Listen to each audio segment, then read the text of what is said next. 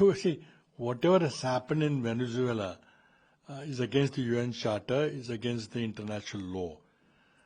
An elected president has been kidnapped and taken to another country. You may not like the policies. America is always fighting the left political thought.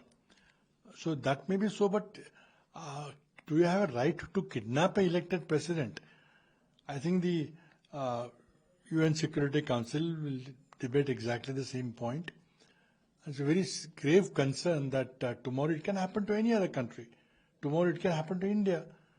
If you allow one country to a hegemon to have its will in international affairs, I think we are going for a very dangerous kind of a territory. India has not spoken as usual. We've not taken a stand on Venezuela matter. What is right, what is morally correct, what is not correct, nothing. Russia, China have taken a stand and criticized what America has done. But in India, Prime Minister Modi is more concerned about his own personal image than standing up for what is right and what is wrong. Same thing happened in Ukraine war. We did not take any side. Both sides are correct.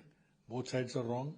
We did not take any stand on Israel-Hamas matter when there was a clear case of genocide against the Gaza Strip, people living in Gaza Strip. We kept quiet because Mr. Netanyahu is Modi's personal friend.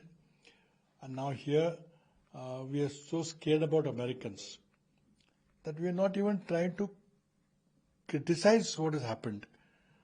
Ultimately, see, if America has a point that President Maduro's regime was exporting drugs to America, it's a serious charge. But we have heard before, in case of Saddam Hussein, when Iraq was invaded by saying that Saddam Hussein is manufacturing nuclear weapons, and ultimately we found that it was a bogus claim. It was just an excuse to invade Iraq. Similarly, this whole claim about drug export and Mr. Maduro personally involved in a drug smuggling racket, I mean, this is a claim of Mr. Trump. Whether it's true or not, we don't know. Enough evidence has to be given about that. But whatever happens, there is no way you can justify kidnapping an elected leader of another free, sovereign country. So, the Supreme Court has denied bail to Umar Khalid and Sharjil Imam on 2020 Delhi raids case. What did you say on this? Well, I think my stand on that is that government must file charge sheet and start the trial and give both the accused persons chance to defend themselves. Sort of throwing them in a jail without any trial is not only inhuman. Now, these people were protesting, which is their fundamental right to protest, given by the Constitution, freedom of speech. Whether they violated any law or not, we'll only know if the trial is conducted. So why is government not conducting a trial? Why is government just throwing them in the jail and not what law has been broken by them? They put UAP against them. There is a difference between a terrorist carrying out a Pahalgam type attack and people protesting government policies on streets. If you're not going to distinguish between the two, I mean, there is no freedom of speech left in the country.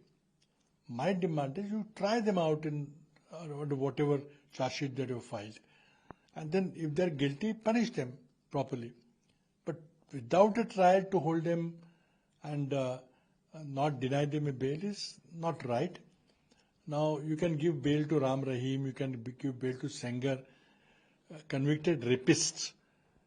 But for people exercising the democratic right to protest, you're not giving bail. What kind of a judiciary are you running? Particularly in case of Sengar's bail, Supreme Court had to intervene. So what is High Court? What are our High Courts doing? I mean, it's not a good advertisement for a country which claims to be a third largest economy. Sir ये आपने कुलाबा के चुनाव को रद्द करने की मांग की, क्या कहना चाहेंगे? देखिए, जो भी बीएमसी के चुनाव में कुलाबा विधानसभा क्षेत्र के अंदर जो 3 वार्ड है, वहां जो भी घपलेबाजी हुई है, जिस तरह से चुनाव आयोग के अधिकारियों को धमकाया गया, एक संविधान पद पर बैठे हुए व्यक्ति ने, जिसके घर के 3-3 लोग भाजपा की तरफ से चुनाव लड़ रहे हैं, वो एक बहुत ही शर्मनाक वाकया है। मेरी सीधी मांग है कि तुरंत कुलाबा विधानसभा कॉन्स्टिट्यूंसी के अंदर वाले तीनों इलेक्शंस को रद्द किया जाए और ये पूरी प्रक्रिया शुरू से फिर से की जाए, क्योंकि अगर इस तरह से हम जनतंत्र चलाएंगे तो उसमें कोई मतलब नहीं रहता। आप एक कॉन्स्टिट्यूशनल फंक्शनरी दूसरे कॉन्स्टिट्यूशनल फंक्शनरी को धमका रहा है और सरकार तमाशा देख रही है। बहुत ही निंदनीय बातें हो रही है, उसको रोकना बहुत जरूरी है। अगर नहीं रोकेंगे तो कोई जनतंत्र में कोई अर्थ नहीं रहेगा। जनतंत्र कहना भी बड़ा मुश्किल है इस तरह से।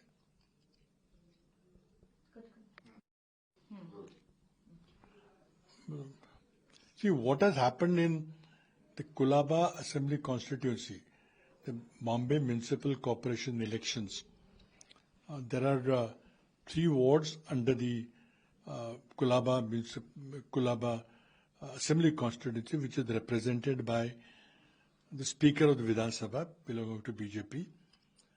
Now, BJP has given 3 tickets to the close relatives of the BJP Speaker. Well, that is their choice. They can give it to their relations. They can forget about Bhai Bhatija, Pad and everything. But what happened after that?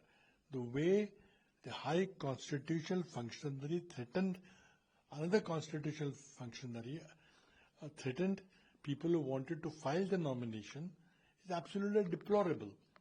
I demand that the entire election in all the 3 wards under the Kulaba Assembly constituency election should be cancelled, and the whole process should be done ab initio from the beginning again. Otherwise, the democracy has no meaning. I mean, you can't conveniently run these things to suit a particular individual.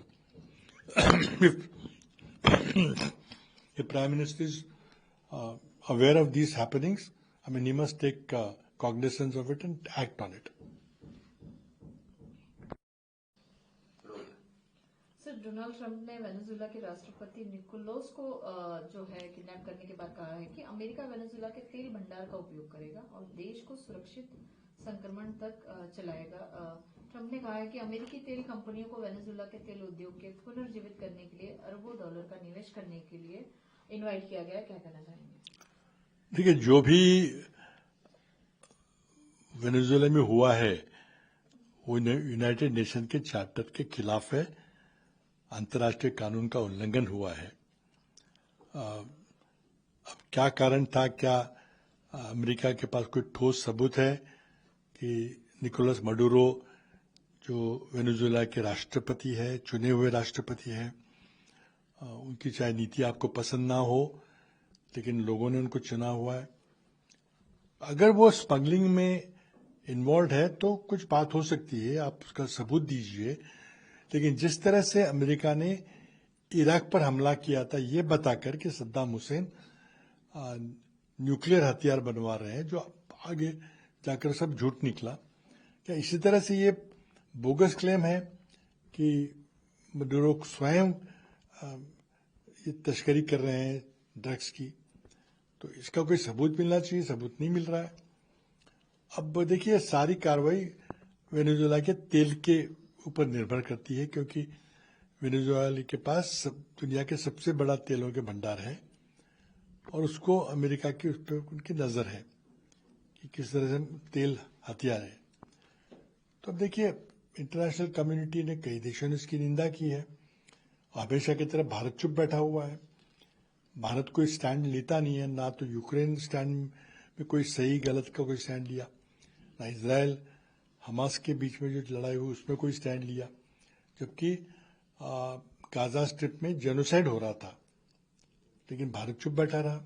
और अब की बार भी गोल मटोल बात करके हम चुप बैठे, दोनों तरफ से दोनों को खुश करने की कोशिश कर रहे हैं और प्रधानमंत्री अपनी छवि को बता रहे हैं। देखिए, आज अगर हम कहते हैं कि भारत हमारी तीसरी नंबर की अर्थव्यवस्था है, तो आपको स्टैंड लेना पड़ेगा। अगर आप सिक्योरिटी काउंसिल के परमानेंट मेंबर बनना चाहते हैं तो आपको कुछ भूमिका निभानी पड़ेगी। इस तरह से बच के नहीं चलेगा, आप दोनों को नहीं खुश कर सकते। इस मामले में कोई ना कोई तो गलत है, तो कौन गलत है उसका आपको फैसला करना पड़ेगा और एक सार्वभौम राष्ट्र के रूप से अपनी बात कहनी पड़ेगी अंतर्राष्ट्रीय हाई टेबल पर, लेकिन वो होते दिखता नहीं है। सर, सुप्रीम कोर्ट ने जो है 2020 के दिल्ली दंगे के आरोपी जो है ये उमर खालिद और शार्जिल इमाम को जो है उनकी बेल को रिजेक्ट कर दिया है, खारिज कर दिया है, क्या कहना चाहिए? देखिए, मेरा इसमें मानना है पूरा कि अगर सरकार ने इन दोनों को टेररिस्ट करार दिया है तो क्या सबूत है? वो एक प्रोटेस्ट कर रहे थे जो का अधिकार हमें फ्रीडम ऑफ स्पीच के तहत हमें संविधान अधिकार देता है। कौन सा कानून तोड़ा है? अगर कोई कानून तोड़ा है और देश के कानून के अगर तोड़ने में इनका हाथ है तो आप उन पर मुकदमा चलाइए, उनको अपनी बात रखने का मौका दीजिए, उसके बाद कोर्ट जो भी सजा सुनाएगा उसको हम सब स्वीकार कर लेंगे। लेकिन ना मुकदमा चलाते समय, ना चार्जशीट फाइल करते हुए आप उनको अंदर बंद करके रखे हुए हैं, जबकि आप राम रहीम को और सेंगर को जो कन्विक्टेड रेपिस्ट थे उनको आप दे सकते, लेकिन जो बच्चों प्रोटेस्ट कर रहे हैं under freedom of act, freedom of speech के तहत, उनको आप इस तरह की ट्रीटमेंट दे रहे हैं।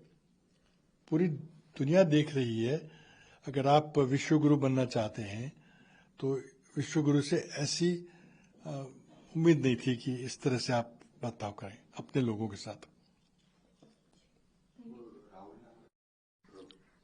सर, तुम्ही काय कोलाबा जे आहे तिथे जे आहे 3 वॉर्डमध्ये तुम्ही चुनाव कॅन्सल करण्याची मागणी केली आहे? काय झालं की कुलाबा विधानसभा मतदारसंघामध्ये ज्याचं प्रतिनिधित्व भाजपचे विधानसभेचे अध्यक्ष करतात आणि त्यांच्या नातेवाईकांना, 3 नातेवाईकांना भाजपाने तिकीट दिलेली आहेत।